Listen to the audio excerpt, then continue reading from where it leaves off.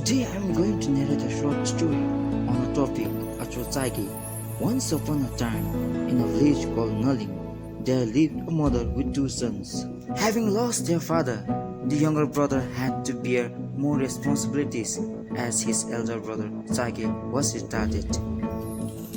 One day, "Hi, Selden." "Yes, what is it?" "Hello, Selden. How are you? You are looking beautiful as usual." "Come on, Doji, you always flatter me. What brings you here this morning?"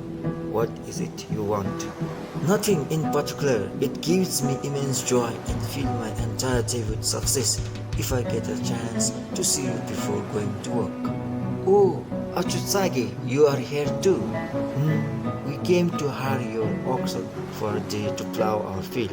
This year is said to be a good year for maize, don't you know?" "Oh yeah, you are right. We had good snowfall this year. It's a sign of plentiful harvest." "Okay, I will lend you oxen for a day. But please take good care of them and feed them well. I want them by this evening." "Thank you. Please rest assured that we will feed them well and return them in the same shape."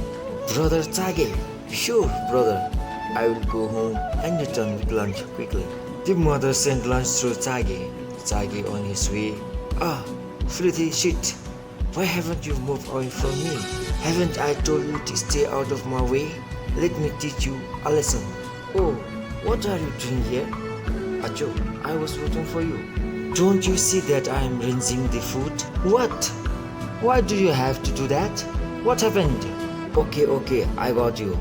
You just go to field and look after the oxen. Do not let them move or wander away." "Okay, brother, I want to let them move a bit." "Hey oxen, listen to me very carefully. Don't you dare move or else I will cut off your moving parts. Got it?" "Yelama, you killed one of the oxen? Why?" "You told me not to let them move, so I had to punish him. Now, how are you going to return it to the owner? What shall we do?" The younger brother was left heartbroken, wondering how he could replace the slain ox. Again one day, the younger brother had to go for work, leaving behind Acho Tsagay to look after their sick mother. Tsagay accidentally killed their mother while shooing away flies with his dagger. Frustrated with Tsagay, the younger brother planned to run away. He packed his belongings in a basket, but Tsagay sensed the plot, removed all items and slipped inside the basket. Aware of the Tsagay inside the basket, the younger brother picked it up and left. In the way, Tsagay peeped inside the basket. "Seems my curry is spilling, but it's too salt. Did I add extra salt in it?" "You idiot! Why did you sneak in? I had some food inside, but now we have nothing. How are you supposed to survive now?" "But where were you going, leaving me behind? You just keep shut. Hello? Anyone there?" The brothers entered an empty house to take shelter for the night. After a while, "Brother, can I tell you one of these fairy tales, please?" "No, please. These are demons. They will eat us if they sense that we are here. I am curious about these tales. Please let me just feel it slightly."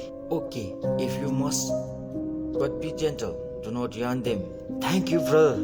Acho Tsagay scared away demons. Like every tree emits peculiar scent, every man possesses a special talent. Like one should overlook a person's weakness and try to see his strength. If you like this story, please like, share, comment and subscribe. Until then, thanks for being with me. Thank you.